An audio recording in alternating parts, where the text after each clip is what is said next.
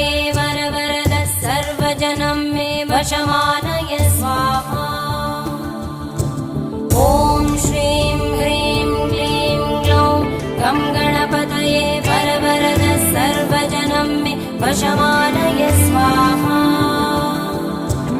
ॐ श्रीं ह्रीं क्लीं ग्लौं गं गणपतये वरवरद सर्वजनं मे वशमानय स्वाहा।